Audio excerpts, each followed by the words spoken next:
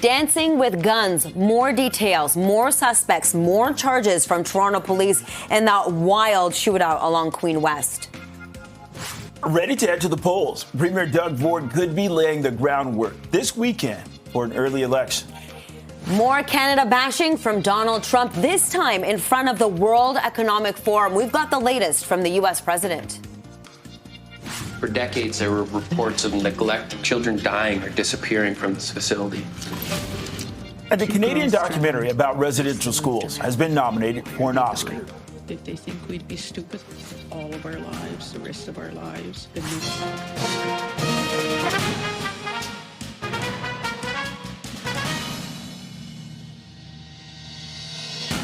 Good evening. I'm Bakari Savage. And I'm Arda Zakarian. Welcome to Live at 5. Disturbing footage released by Toronto police of the night of a shootout on Queen Street West in November shows multiple people carrying guns, waving them in the air, and even dancing with them. Had more than 100 shots rang out near Queen and Sudbury Street. This was November 11th when police allege rival gang members shot at a recording studio. This is where a party was being held. Here's some of the footage. Those inside the studio, they shot back. Officers who were in the area for an unrelated call, they were caught in the crossfire, but no one was hurt. A follow-up investigation called Project Poppy has now resulted in more than 100 charges against more than a dozen new suspects. Let's go live to CP24's crime analyst, Steve Ryan, for the latest in this investigation. Steve, you've been with the police force for decades, and this is unlike anything you've ever seen.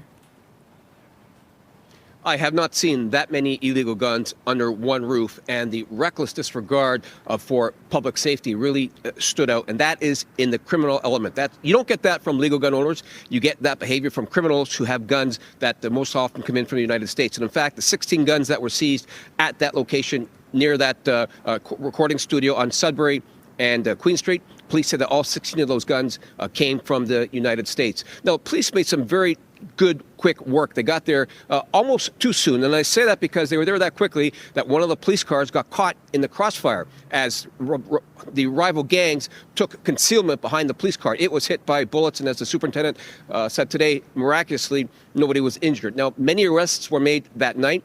5 have had their charges stayed. And that's not a big deal. It happens sometimes when the police make mass arrests. All they require is reasonable grounds to believe, which is basically defined as beyond mere suspicion. So the extent as to which they have to go to form those grounds is not as great as proving a case beyond a reasonable doubt. So when the charges get to a Crown, the Crown looks at those, their burden of proof is that much greater, and if there is no reasonable prospect of conviction, charges are stayed. So 5 have been stayed, but in total there was 23 people who've been charged with very serious criminal offenses. 14 have been arrested, and there's arrest warrants out for 9 more. Here's more from Inspector Krawchuk, who we heard from earlier today here at police headquarters. Let's listen. There's a couple things that strike me when I look at that video. First of all, the casualness of what they're here with guns in their laps like they're cell phones. They're dancing around, celebrating basically with these guns, jumping around. They don't have a care in the world. It's like they don't expect that they're going to get caught with this. So whatever we've done in society that's allowed these people to have the confidence to do this thing, I'm obviously not going to figure that out tonight or today, but the reality is something has allowed them to be this comfortable, posted on social media. That's the number one thing.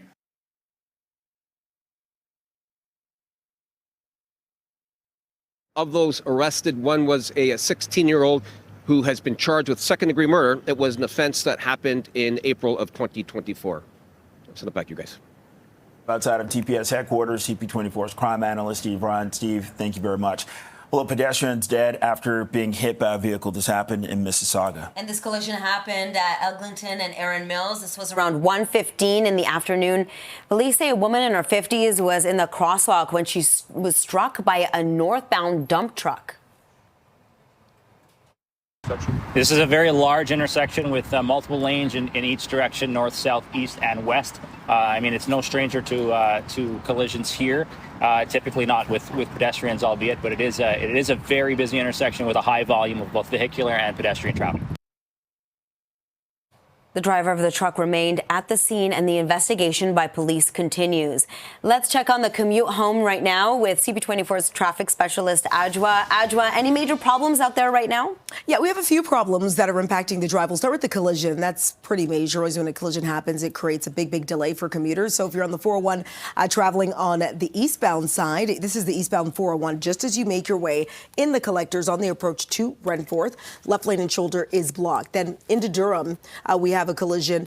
Looks like my cameras went out, but if you're headed in the express through Liverpool, it is the right lane that is occupied. Problems I can see, these cameras are working. This is on the Niagara-bound lanes of the QEW through Cawthra, right lane and shoulder blocked, following a stall, and then another stall on the Burlington Skyway. This is if you're coming on the Toronto-bound side. It's off to the side, but MTO crews are blocking the right lane. That's just on the upside of the Burlington Skyway. Now on city streets, fatal collision investigation in Mississauga still has the area of Eglinton and Air Mills Parkway off limits. I'll send it back to you. All right. Thanks a lot, Ajwa. Well, the chances that Premier Doug Ford may call an early election, they appear to be growing as the Ontario PCs, they're set to hold a super caucus event this weekend. Let's go live to the latest now with Sija Liu. She is at Queen's Park right now. Sija, what are you hearing? Well, Bakari, Arda, nothing is set in stone right now, but it appears more and more likely that voters will be heading to the polls early. Premier Doug Ford, he's been dropping hints and clues all week, but we got another one today. It was just yesterday where he was asked, will you call an early election next week by reporters? And he said, stay tuned. And today we're learning that campaign managers and candidates with the Ontario PCs received an invitation to attend a super caucus meeting this weekend. It takes place Saturday near Pearson Airport. They will be talking about polling and strategy. And the invitation that we were able to get our hands on said, as we face the unprecedented threat posed by a potential trade war with the United States, it is more important than ever to be prepared for an election to secure a strong mandate from voters. And this term, mandate, Premier Doug Ford has been using it a lot this week. He says he needs this to tackle the terror threat, especially when it comes to boosting spending to protect Ontarians who will be impacted by this. Here's the latest from Premier Doug Ford on this mandate he says he needs.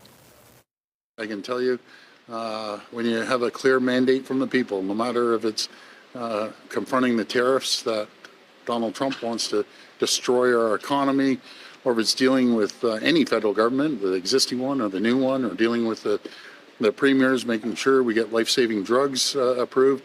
Nothing is stronger for the people of Ontario than a mandate until I can go and deliver on these commitments. Yeah. It appears that there is momentum for Premier Doug Ford. According to a new poll commissioned by Post Media for Leger, it says Doug Ford's Conservatives would win if there was an election today. It says that the PCs are leading the Liberals by 24 points and the NDP by 27 points. And out of everyone they surveyed, over 40% of people have a favorable opinion of Doug Ford. And earlier today, we spoke with Sabrina Nanji with the Queen's Park Observer. Here's more on what she had to say about the polling and if this really is a good time for Premier Doug Ford to call an election.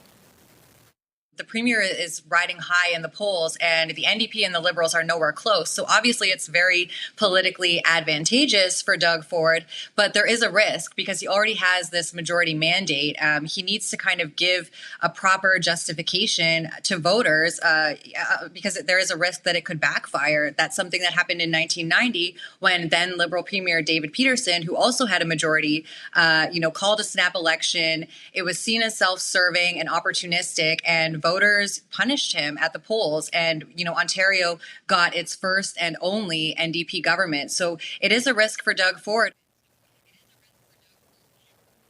And we've been hearing from NDP leader Marit Stiles, where she says that calling an early election would be more about power for Premier Doug Ford than for the people. And as we begin to do the math here, so next Wednesday is the earliest that Premier Ford will be able to call an election. And then there's 28 days of campaign. So if he does call an election next Wednesday, Bakari, Arda, voters will be heading to the polls on February 27th. Sija, thank you so much for this. Advocacy group TTC Riders is out with a new report on transit reliability. It looks at the transit system's on-time performance for buses and streetcars, focusing on the period from September to mid-November. It found much longer wait times due to bunching. That's when several transit vehicles arrive at a stop at the same time, leading to gaps in service. And the report finds commuters on 51 routes waited between 30 and 50% longer than scheduled due to bunching, and only 10 routes during the evening rush hour met the TTC's goal of being on time 90% of the time. And the TTC is introducing pilot programs to specifically address the bunching issue. The TTC is looking at this issue, and we want to have an honest conversation about how bad service really is out there.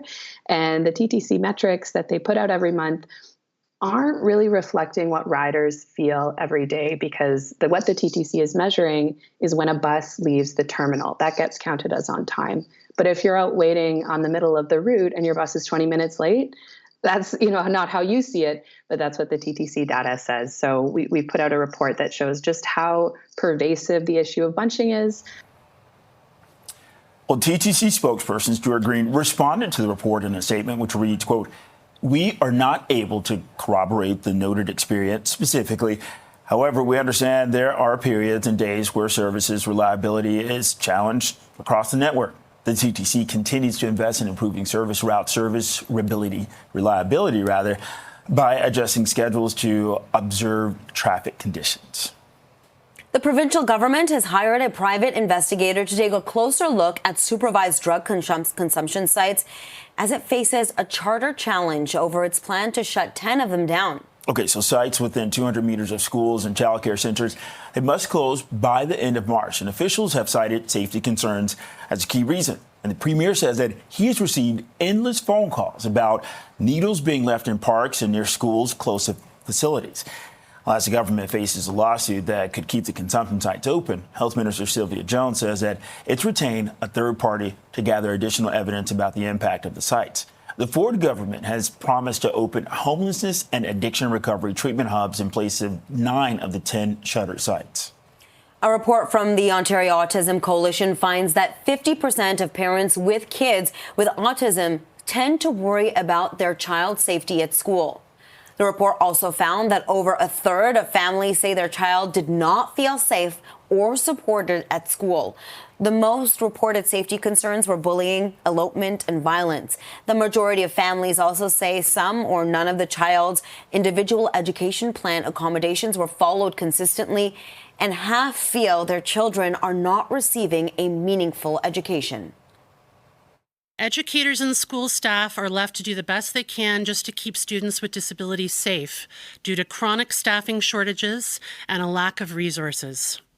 Often, the only tool they have left in their toolbox is exclusions.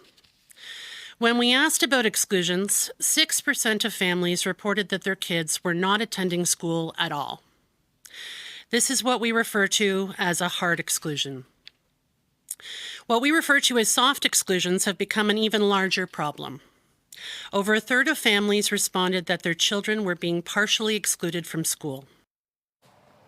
The survey involved 429 families in 60 school boards. It was conducted 1 week before the beginning of the school year. Well, Toronto's mayor says that the proposed 2025 budget will make the city's libraries more accessible. Olivia Chow says investments will allow 34 library branches to open on Sundays this year, while 66 will stay open longer. All Toronto Public Library branches will be open 7 days a week starting by September of next year. The mayor says a pilot program that was held last year to test longer library hours saw visits to branches increase 61%. In this budget, there's a choice that faced us. We could either ignore all the needs of the people or say that we have to make library more available. We are making changes. Library visits are going to be available 24/7 by September of next year. This library, Gilwood Library, as of September 7th, will be open from 12 to 5 on a Sunday. The budget also includes a 5.4% property tax hike that rises to 6.9% when coupled with the annual 1.5% increase to the city building fund. Chow is expected to present the $18.8 billion operating budget to council on February 1st.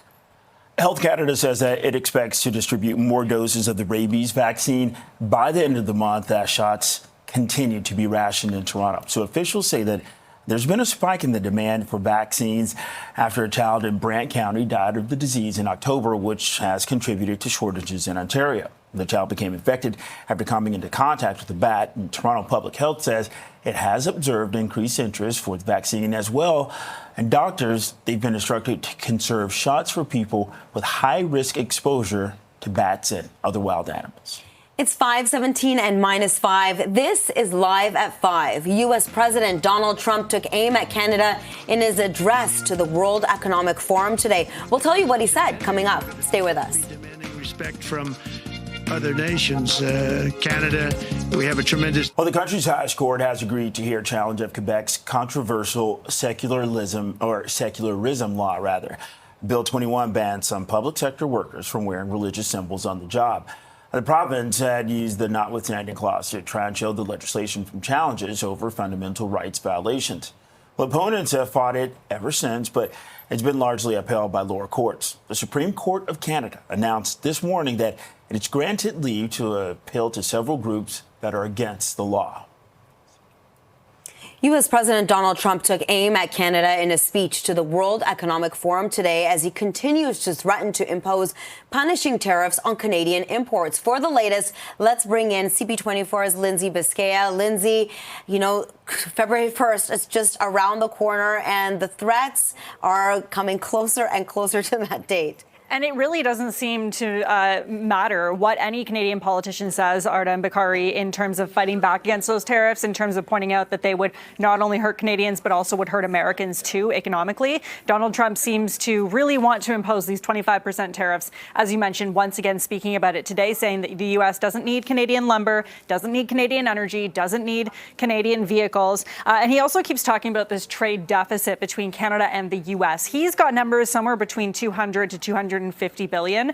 Most economists say the trade deficit is actually much lower between Canada and the U.S. According to TD Bank Economics, it's about $45 billion in 2024. And so really most of that is coming from U.S. energy imports. The U.S. actually buys a lot of Canadian oil because it's quite inexpensive, and then Americans don't have to pay as much for gas. So that's where most of that deficit is coming in. But again, Donald Trump saying that if Canada doesn't want to deal with these tariffs, they can always become the 51st state of America. He said that once again today at this forum. Here's more from him. We don't need them to make our cars, and they make a lot of them. We don't need their lumber because we have our own forests, et cetera, et cetera. We don't need their oil and gas. We have more than anybody. So, just as an example, with Mexico, we're dealing with Mexico, I think, very well.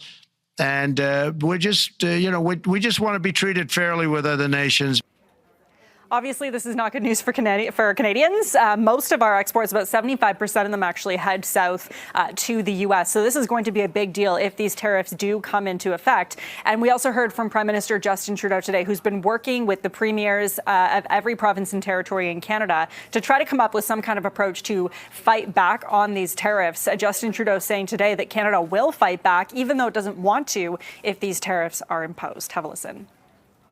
If they do move forward on tariffs, we are ready to respond in a strong way, but in a way that will be stepping up gradually with one goal, not to figure out how to manage these tariffs and live with them over the long term, but to figure out how to get them removed as quickly as possible. And on that, everything is on the table. So still no concrete plan, though, in Canada. It does not help that our parliament is not in session right now. We've got a little bit of political woes here in Canada to deal with, so that might be taking some of the edge off. But again, Arda, as you mentioned off the top there, Arda and Bakari, really, Donald Trump says February 1st could be when those tariffs come into effect. It could be before that. That's just over a week away, so there's not a lot of time to figure out what we're going to do. A lot could change until then. Thank you so much for that, Lindsay. All right, it's 5:23, holding at 5 below zero, but feeling more like 12 below outside. This is Live at 5. The Oscar nominations, they've been announced. We're going to take a look at who's being recognized and who got snubbed. That's next. Okay, Arda, the nominees for the 2025 Academy Awards, they've been announced. Check it out. It's very exciting. I can't wait to watch these. Spanish language musical Emilia Perez dominated the field with 13 Oscar nods, one shy of tying a record. It's up for Best Picture and Best Actress, making Carla Sofia Gascon the first openly trans actor ever to be nominated. It's also nominated for Best Supporting Actress, Best Director, and Best Adapted Screenplay. Are people born wicked? Okay, no surprise. Another musical, Wicked, it was nominated for 10 awards, including Best Picture and acting nods for star Cynthia Erivo and Ariana Grande. Other movies up for Best Picture include The Brutalist, Conclave, Dune Part 2, Anora, I Am Still Here, Nickel Boys, The Substance, and A Complete Unknown.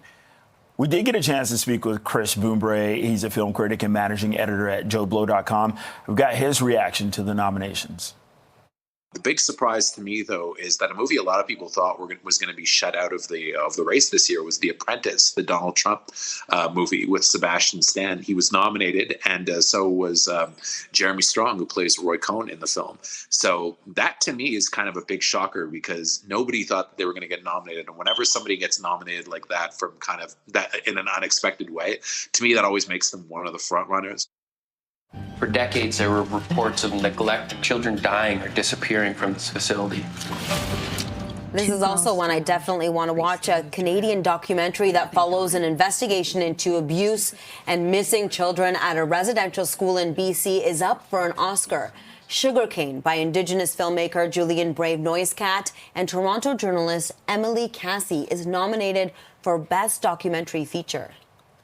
The Academy Awards will be handed on March the 2nd and hosted by Conan O'Brien. Right now, it's 5:28, feeling like 12 below outside. This is Live at 5. And Toronto police, they've released video of suspects dancing with guns. This is in connection with a wild Queen West shootout. More than 100 new charges have been laid against 14 new suspects. We have the latest on the investigation coming up.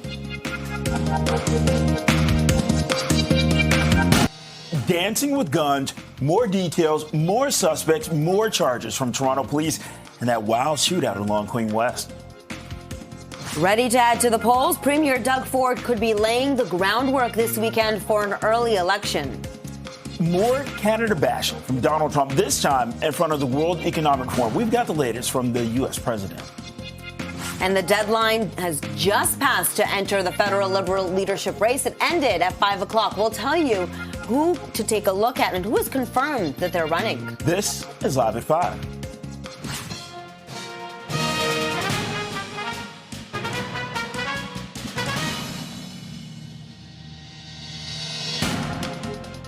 Hello, I'm Arda Zakarian. And I'm Bakari Savage. The chances that Premier Doug Ford may call an early election, they appear to be growing. As the Ontario PCs, they're set to hold a super caucus event this weekend. For the latest on what the Premier had to say today, let's go live to CP24's Sija Liu. She is live at Queen's Park right now. Sija, it's looming just around the corner. Yeah, so the earliest we can hear about this snap election would be next Wednesday, and it seems like another day, another clue from Premier Doug Ford that he is leaning in that direction. It was just yesterday when he said, stay tuned, when he was asked by reporters if he would call an early election next week. Today, we have learned that campaign managers and candidates with the Ontario PCs got an invitation to attend a super caucus meeting this weekend. It takes place Saturday near Pearson Airport. They will be talking about polling and strategy, and the invitation that we were able to get our hands on said, as we face the unprecedented threat posed by a potential trade war with the United States, it is more important than ever to be prepared for an election to secure a strong mandate from voters. And Premier Doug Ford all week has been saying he needs a clear mandate to tackle the tariff threat. He says Ontario is at risk of losing 500,000 jobs here, and he needs this mandate to boost spending, which could cost tens of billions of dollars. Here's more from Premier Doug Ford on this issue today. I'm asking for a mandate for the people, from the people of Ontario, to make sure that we protect them. I really feel we're going to be investing billions and billions of dollars to protect the people, to protect communities and protect businesses here.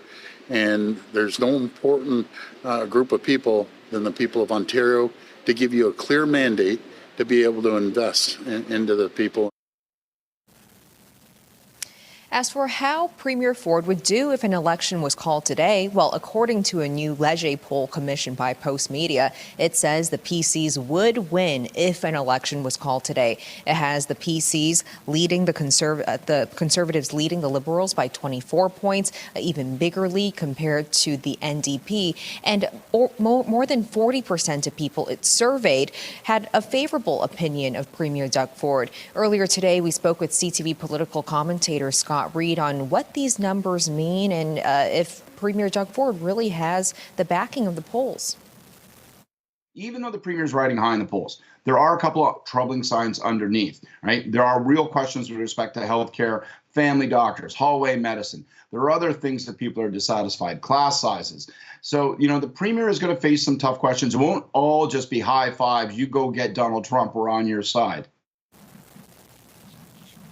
And elections have to be called on a Wednesday. So next Wednesday, January 29th, if the Premier calls an election then, there will be 28 days of campaigning, and then voters will head to the polls on February 27th. And Bakari, Arda, we know that the Premier is speaking in Brampton tomorrow morning with the Transport Minister, so I'm sure he'll be faced with a lot of tough questions and questions about the possible early election. Back to you. That's right. Thank you so much for that, Sija. U.S. President Donald Trump took aim at Canada in his speech to the World Economic Forum today as he continues to threaten to impose punishing tariffs on Canadian imports. Okay, for the latest, let's go live to CP24's Lindsay Biscaya, who joins us from the newsroom. Lindsay. Right. And so Donald Trump really specifically, Arda and Bakari, talking about these tariffs and saying the reason that the U.S. needs these tariffs imposed on Canada is because of the trade deficit. He's been talking about this for quite a while now, saying the trade deficit between Canada and the U.S. is far too large, saying the U.S. doesn't need it. His numbers are between 200 to 250 billion. Other figures coming in, most economists actually are saying that's much larger than reality. According to statistics from TD Bank Economics, that shows the deficit between Canada and the U.S. in 2024 will probably be about $54 billion. Most of that is because the U.S. buys a lot of oil from Canada in order to make gas prices cheaper for Americans, because our oil is quite inexpensive when we are selling it to the U.S. So it's interesting. Donald Trump does not seem to be backing down from this threat of imposing these 25% tariffs on Canada's imported goods from Canada to the U.S. And as you mentioned, he said more about that today, saying if Canada wants to avoid this, he once again brought up the fact that Canada is welcome to become the 51st state of America. Here's more from the president. One thing we're going to be demanding is we're going to be demanding respect from other nations. Canada, we have a tremendous deficit with Canada. We're not going to have that anymore. We can't do it. I don't know if it's good for them. As you probably know, I say you can always become a state.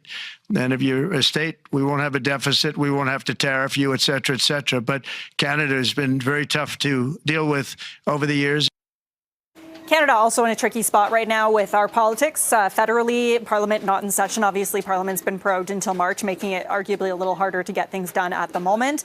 Not sure whether that would actually matter, Arda and Bakari, when it comes to Donald Trump imposing these tariffs. It doesn't seem as though any argument matters at this point. It seems that that's what he wants to do. But meanwhile, Prime Minister Justin Trudeau speaking with reporters today, saying that if these tariffs come into effect, Canada is ready to retaliate.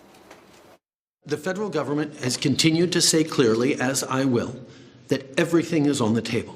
But our efforts are first and foremost to make sure that tariffs don't come on Canada. It would be Bad for Canada, yes, but it would also be bad for American consumers. And that's why we are continuing to make the case that rather than restrict the goods coming from Canada, the U.S. should be working even more with Canada on our energy, on our critical minerals, on the goods that they need to be able to have the economic growth that Donald Trump has promised.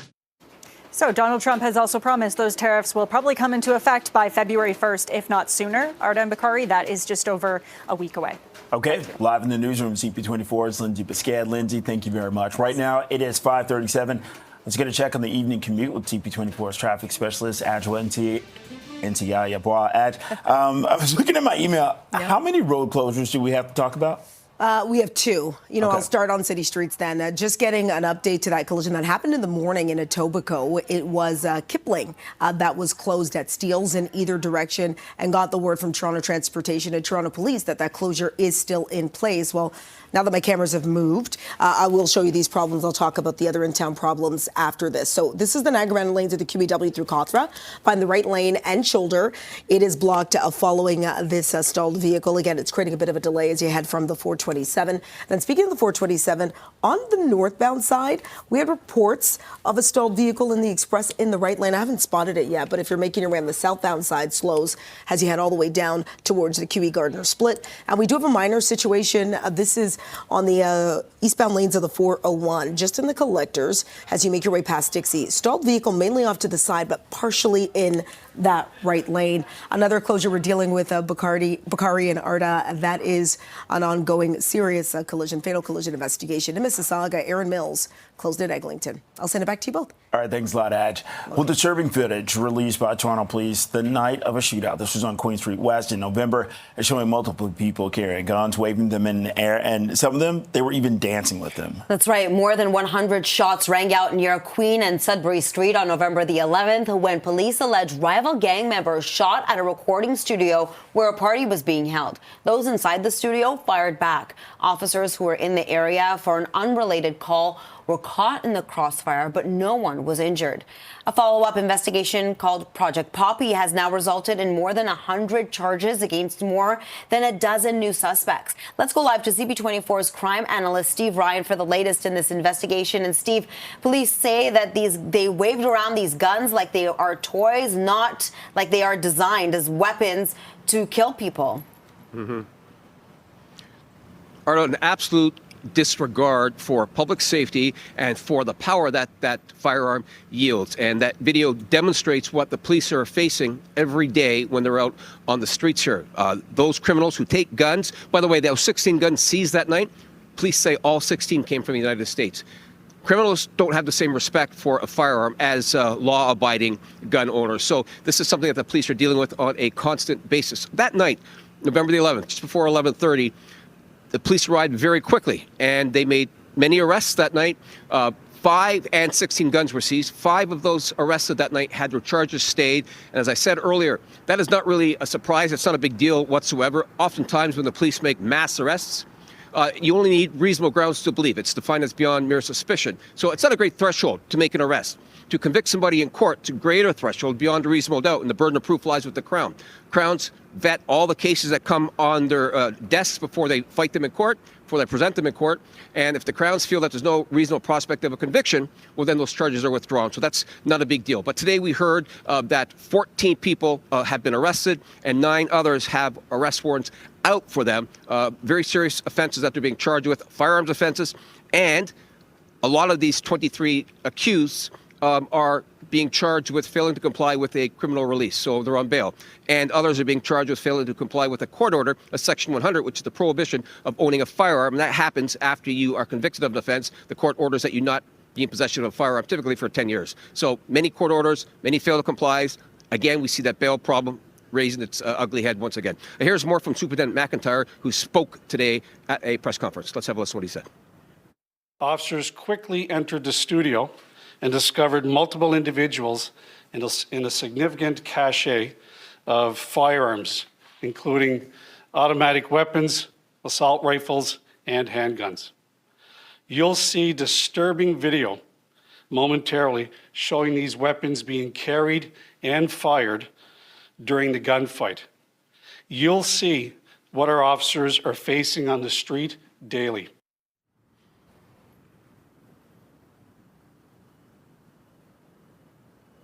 "105 criminal charges laid in total. Police say that one of those charges is a 16-year-old young offender who's been charged with a second-degree murder that happened in April of 2024. Send it back to the desk. Steve, thank you. A pedestrian is dead after being hit by a vehicle in Mississauga. The collision happened at Eglinton and Erin Mills around 1:15 this afternoon.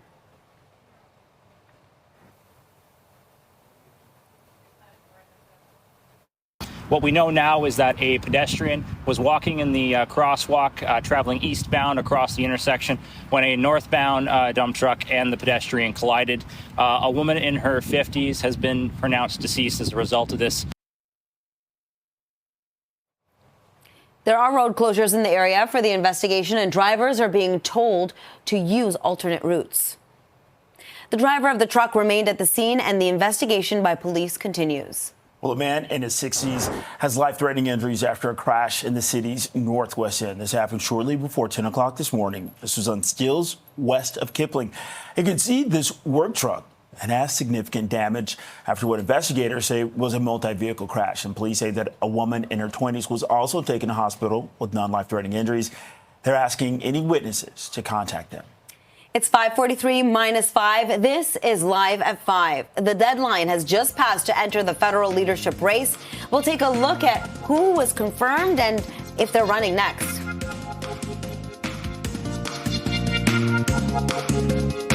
Welcome back. The deadline has just passed to enter the federal leadership race. It was at 5 o'clock. Mark Carney, Chrystia Freeland, Karina Gould, Nova Scotia MP Jamie Battiste, and former MP Ruby Dallas have all submitted the required paperwork to officially join the Liberal leadership race. They each obtained the required 300 signatures and submitted a $50,000 deposit. Under the rules set by the party, candidates had until 5 p.m. today to submit a nomination package. Those in the race will eventually have to shell out $350,000 in total to be on the ballot. Well, meanwhile, Chrystia Freeland appears to be changing her stance on the capital gains tax. So she announced an increase to the capital gains inclusion rate. This was in last year's budget. And at the time, Freeland defended the increase as a way for more well-off Canadians to contribute to the government spending agenda. But now, a source close to Freeland tells CTV News she would scrap the tax hike if she wins the leadership race. A source says that her shifting stance is due to the re-election of U.S. President Donald Trump, as well as the changing economic reality. And Freeland stopped to talk to reporters on her way into today's caucus meeting. We can never again be in a position where the leader is the only person who decides who the leader is. And I think Liberal Party grassroots members and caucus need to have a greater say in what we do and how we do it. Karina Gould responded to questions this afternoon about whether she's being overshadowed by high-profile candidates Chrystia Freeland and Mark Carney. It's up to all of us to convince people that we're the right person for the job. And I have to say, I am so buoyed by the support that I'm getting from young people across the country. But Bob, it's not just young people. I'm hearing from people of every generation, every background who really feel hopeful about the fact that I'm running and feel hopeful for the first time about the future of the country in a long time.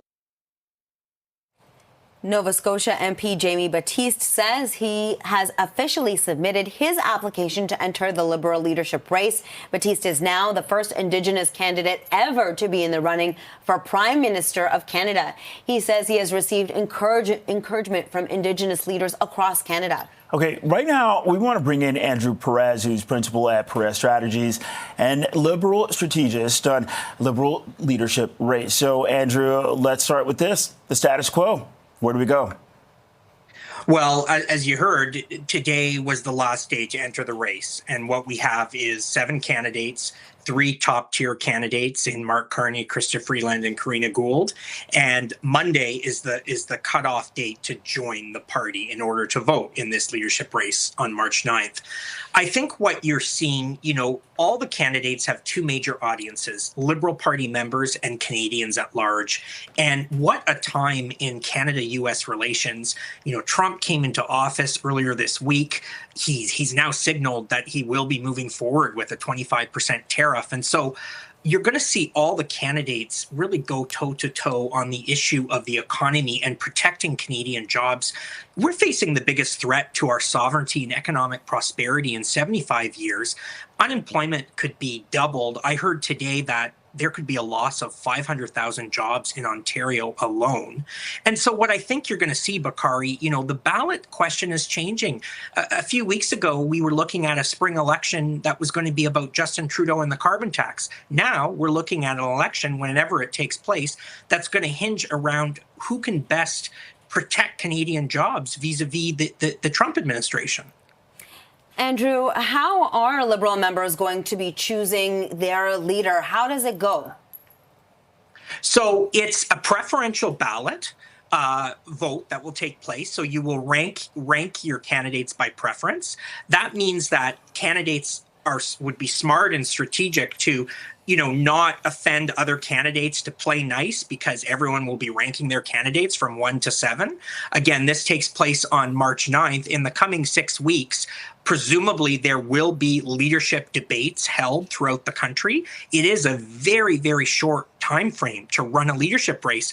National political party like the Liberal Party would normally run a leadership race in a period of 4 to 6 months. So the fact that the timeline has been truncated is going to change the dynamics. We also saw the party tighten the eligibility around who can vote, and it's just Canadian citizens and permanent residents. So international students, for example, and temporary foreign workers cannot vote. And so really, we'll see how this shapes up. I think Mr. Carney is the clear front runner. He has nearly 40 MPs, including several senior cabinet ministers behind him. And if you look at the ministers and the MPs endorsing Carney, they are key organizers like Mélanie Joly and Guilbeault in Quebec. They can move votes. They can organize for Carney extremely effectively. So I think Carney is the early front runner in this race. It's his to lose. Hey, Andrew, is there a name that you wanted to see in the running that you don't? I had hoped to see more candidates. I had hoped to see Christy Clark, the former BC Liberal Premier, who was all set to enter the race and announced at the 11th hour that she wasn't going to get in. I don't think her and her campaign saw a genuine path to victory. And I would have liked to have seen a Quebec candidate. We don't have, other than Frank Baylis, who he is from Quebec, but he's a former MP, very low profile. He's not going to be a factor. I would have liked to have seen a top-tier Quebec candidate, whether that was François-Philippe Champagne or Mélanie Joly. We don't have a Quebec candidate in this race, and Quebec is a critical province to the electoral math for the Liberal Party. I would have also liked to have seen a couple other senior cabinet ministers in this race. Dominique LeBlanc, for example, others, Anita Anand. That didn't happen. So what we have is really a three-person race, which I think will really be a battle between Freeland and Carney. As I say, Carney having the early edge. All right, there we have it. Andrew Perez, principal at Perez Strategies and Liberal Strategist. Thanks a lot. It's 5:52 and 5-5. Thank you, Andrew. Coming up, we'll take a look at a new survey that suggests nearly half of Canadians say they can no longer maintain their standard of living. And a teenager who fatally stabbed 3 girls at a Taylor Swift-themed concert. Welcome back. A new survey suggests nearly half of Canadians say they can no longer maintain their standard of living. The RBC poll also found nearly 30% admitted their finances are in a constant state of chaos. That could be because about half of those surveyed said they were spending all of their incomes on essential bills and expenses, while about 1/4 are taking on debt to cover monthly basic needs. 6 in 10 people also said that they were worried they wouldn't have enough money to cover unexpected expenses.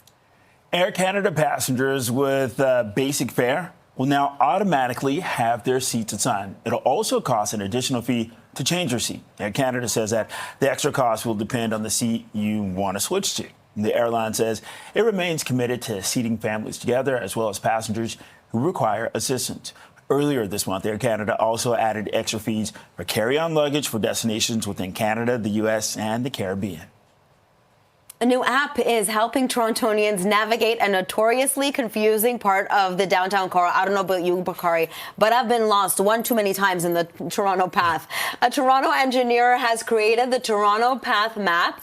The app shows both street views and 3D map of the underground portion of the path. Users can zoom in and out of specific areas as well as get directions to their destination. The creator of the app, Jadiel Teofilo, joined CP24 Breakfast with more. There are no detailed maps out there, so we knew we'd have to build our own. So I had to walk the whole path, so all the 30 plus kilometers. Yeah. I was walking 15 kilometers per weekend, just going around, taking pictures of the doors. And I think that was probably the more challenging part, just getting the data.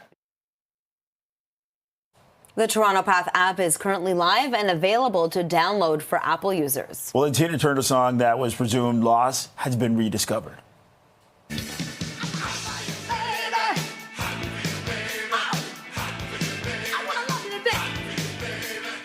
The song, titled Hot For You Baby, was originally meant to be included on her career-defining 1984 album, Private Dancer, and was played for the first time this morning on BBC Radio 2. So the track will be featured on the forthcoming 40th anniversary edition of the album, which comes out March 21st. The late, great Tina Turner died in 2023 after a long illness.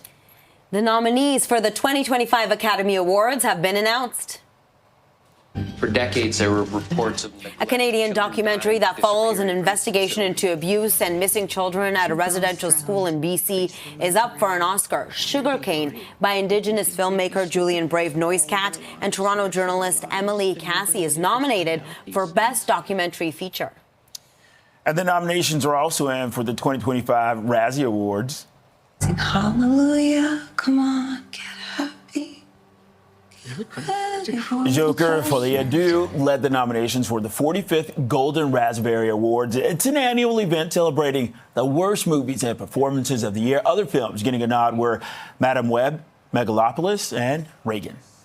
It's 5:59. This is Toronto's breaking news, CP24. Thank you for watching. This is next.